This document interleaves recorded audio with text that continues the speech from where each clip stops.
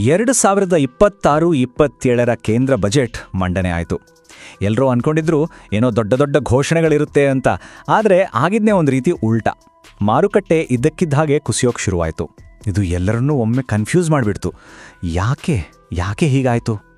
So ನಮ್ಮ ಇವತ್ತಿನ ಈ ವಿಶ್ಲೇಷಣೆಯ ಮುಖ್ಯ ಪ್ರಶ್ನೆನೇ ಇದು. ಒಂದು ಕಡೆ ಹೊಸ ಬಜೆಟ್ ಮಂಡನೆ ಆಗ್ತಿದೆ, ಇನ್ನೊಂದು ಕಡೆ ಶೇರ್ ಮಾರುಕಟ್ಟೆ ಯಾಕೆ ಹೀಗೆ ದಿಢೀರಂತ ಕುಸಿತ ಕಾಣ್ತು? ಇದರ ಹಿಂದಿನ ಅಸಲಿ ಕಥೆ ಏನು? ಬನ್ನಿ ಇದರ ಬಗ್ಗೆ ಸ್ವಲ್ಪ ಆಳವಾಡಿ ತಿಳಿದುಕೊಳ್ಳೋಣ. ಬಜೆಟ್ ಭಾಷಣ ನಡೀತಿದ್ದಾಗನೇ ಮಾರುಕಟ್ಟೆ ಒಂದೇ ಸಾರಿ 1800 ಪಾಯಿಂಟ್ಸ್ ಕುಸಿದಿಟ್ಟು. ಇದು ಹೂಡಿಕೆದಾರರಲ್ಲಿ ನಿಜಕ್ಕೂ ಒಂದು ರೀತಿ ಆತಂಕವನ್ನೇ ಸೃಷ್ಟಿ ಮಾಡಿತ್ತು. ಯೋಚನೆ ಮಾಡಿ, ಕೇವಲ ಒಂದು ಘೋಷಣೆ ಇಡೀ ಮಾರ್ಕೆಟನ್ನು ಈ ಮಟ್ಟಿಗೆ ಅಲುಗಾಡಿಸೋಕೆ ಸಾಧ್ಯನಾ? ಸರಿ, ಮಾರುಕಟ್ಟೆ ಹೀಗೆ ನೆಗೆಟಿವ್ ಆಗಿ ರಿಯಾಕ್ಟ್ ಮಾಡೋಕೆ ನೇರವಾದ ಕಾರಣ ಏನು ಅಂತ ಮೊದಲು ನೋಡೋಣ. ಎಲ್ಲರ ಕಣ್ಣು ಬಿದ್ದಿದ್ದು ಒಂದೇ ಒಂದು ವಿಷಯದ ಮೇಲೆ. ಮಾರುಕಟ್ಟೆ ಕುಸಿಯೋಕೆ ಕಾರಣವಾದ ಆ ಘೋಷಣೆನೇ ಸೆಕ್ಯೂರಿಟೀಸ್ ಟ್ರಾನ್ಸಾಕ್ಷನ್ ಟ್ಯಾಕ್ಸ್ ಅಥವಾ STT.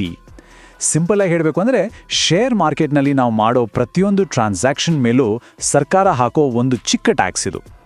ಈಗ ನೋಡಿ, ಅಸಲಿ ಶಾಕ್ ಇಲ್ಲೇ ಇರೋದು. ಫ್ಯೂಚರ್ಸ್ ಮತ್ತು ಆಪ್ಷನ್ಸ್ ಇವು ಶೇರ್ ಮಾರ್ಕೆಟ್ನಲ್ಲಿ ನಡೆಯೋ ಶಾರ್ಟ್ ಟರ್ಮ್ ಟ್ರೇಡಿಂಗ್ಗಳು. ಇವುಗಳ ಮೇಲೆ ಹಾಕೋ STT ಟ್ಯಾಕ್ಸನ್ನು ಭಾರೀ ಪ್ರಮಾಣದಲ್ಲಿ ಜಾಸ್ತಿ ಮಾಡಿಬಿಟ್ರು. ಫ್ಯೂಚರ್ಸ್ ಮೇಲೆ ಬರೋಬ್ಬರಿ 150% ಏರಿಕೆ, ಹಾಗೆ ಆಪ್ಷನ್ಸ್ ಮೇಲೆ 50% ಏರಿಕೆ. ಹೀಗೆ ಸಡನ್ನಾಗಿ ಟ್ಯಾಕ್ಸ್ ಜಾಸ್ತಿ ಮಾಡಿದ್ರೆ ಶಾರ್ಟ್ ಟರ್ಮ್ ಟ್ರೇಡರ್ಸ್ಗೆ ಟೆನ್ಷನ್ ಆಗೋದು ಸಹಜ ಅಲ್ವಾ? ಓಕೆ, ಮಾರುಕಟ್ಟೆ ಯಾಕೆ ಬಿತ್ತು ಅನ್ನೋಕ್ಕೆ ತಕ್ಷಣದ ಕಾರಣ ನಮಗೆ ಸಿಕ್ತು. ಆದರೆ ಈ ಬಜೆಟ್ನ ದೊಡ್ಡ ಚಿತ್ರಣ ಅಂದರೆ ಬಿಗ್ ಪಿಕ್ಚರ್ ಅದನ್ನೇ ಬೇರೆ ಇತ್ತು. ಯಾಕಂದರೆ ಮಾರುಕಟ್ಟೆ ಎದುರು ನೋಡ್ತಿದ್ದ ಯಾವುದೇ ಜನಪ್ರಿಯ ಯೋಜನೆಗಳು ಈ ಬಜೆಟಲ್ಲಿ ಕಾಣಲೇ ಇಲ್ಲ. ನಿಜ, ಈ ಬಜೆಟ್ನ ಸ್ಟ್ರಾಟಜಿನೇ ಬೇರಿತ್ತು. ಇದು ಮುಂದಿನ ಎಲೆಕ್ಷನ್ ಮೇಲೆ ಫೋಕಸ್ ಮಾಡಿದಾಗ ಕಾಣ್ತಿಲ್ಲ. ಬದಲಾಗಿ 2047ರ ವಿಕಸಿತ ಭಾರತ ಅನ್ನೋ ಒಂದು ದೊಡ್ಡ ಗುರಿಯ ಮೇಲೆ ಕಂಡಿಟ್ಟಿದೆ. ಅಂದರೆ ತಕ್ಷಣ ಸಿಗೋ ಲಾಭಕ್ಕಿಂತ ದೇಶದ ಲಾಂಗ್ ಟರ್ಮ್ ಭವಿಷ್ಯಕ್ಕೆ ಅಡಿಪಾಯ ಹಾಕೋದೇ ಇದರ ಮುಖ್ಯ ಉದ್ದೇಶ ಅಂತ ಸ್ಪಷ್ಟವಾಗಿ ಕಾಣ್ತಿತ್ತು. ಹಾಗಾದರೆ ಸರ್ಕಾರದ ಬೊಕ್ಕಸಕ್ಕೆ ದುಡ್ಡು ಎಲ್ಲಿಂದ ಬರುತ್ತೆ? ನೋಡಿ, ಅತಿ ದೊಡ್ಡ ಪಾಲು ಬರೋದು ಸಾಲಗಳಿಂದ, ಸುಮಾರು 24%. ಅದರ ನಂತರ ಇರೋದು ನಾವು ಕಟ್ಟೋ ಆದಾಯ ತೆರಿಗೆ 21% ಮತ್ತು ಕಾರ್ಪೊರೇಟ್ ತೆರಿಗೆ 18%.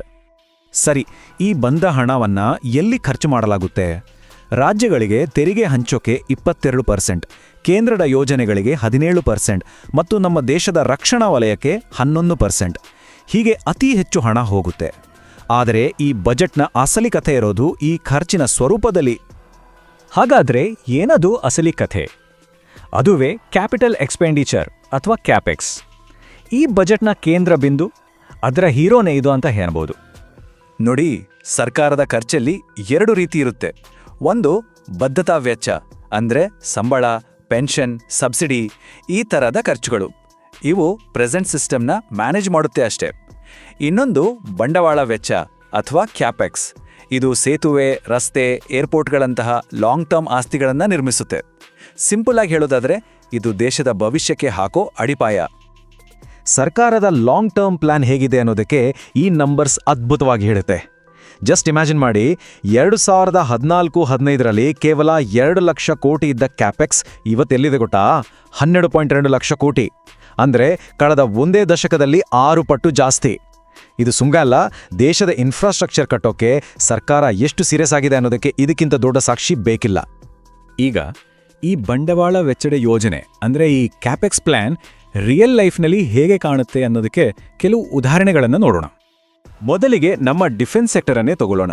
ಈ ಸಲ ಬರೋಬ್ಬರಿ 7,84,000 ಕೋಟಿ ರೂಪಾಯಿಗಳನ್ನು ಮೀಸಲಿಟ್ಟಿದ್ದಾರೆ. ಇದು ದೇಶದ ಒಟ್ಟು ಬಜೆಟ್ನ ಒಂದು ದೊಡ್ಡ ಪಾಲು ಮತ್ತು ಕಳೆದ ವರ್ಷಕ್ಕೆ ಹೋಲಿಸಿದರೆ ಸಖತ್ ದೊಡ್ಡ ಹೆಚ್ಚಳ. ಈ ದೊಡ್ಡ ಮೊತ್ತದಲ್ಲಿ ಜಾಸ್ತಿ ಪಾಲು ಸಂಬಳ, ಪೆನ್ಷನ್ಗೆ ಹೋಗುತ್ತೆ. ಆದರೂ ಸುಮಾರು 2,19,000 ಕೋಟಿ ರೂಪಾಯಿಗಳನ್ನು ಹೊಸ ಶಸ್ತ್ರಾಸ್ತ್ರಗಳು, ಫೈಟರ್ ಜೆಟ್ಗಳು ಮತ್ತು ನೌಕಾಪಡೆಯನ್ನು ಮಾಡರ್ನ್ ಮಾಡೋಕ್ಕೆ ಅಂದರೆ ಕ್ಯಾಪೆಕ್ಸ್ಗೆ ಮೀಸಲಿಟ್ಟಿದ್ದಾರೆ. ಇದು ನಮ್ಮ ದೇಶದ ರಕ್ಷಣಾ ಸಾಮರ್ಥ್ಯವನ್ನು ಹೆಚ್ಚಿಸೋ ಒಂದು ಲಾಂಗ್ ಟರ್ಮ್ ಇನ್ವೆಸ್ಟ್ಮೆಂಟ್. ಇದರ ಜೊತೆಗೆ ಭವಿಷ್ಯದ ದೃಷ್ಟಿಯಿಂದ ಇನ್ನೂ 2 ದೊಡ್ಡ ಯೋಜನೆಗಳನ್ನು ಘೋಷಿಸಿದ್ದಾರೆ.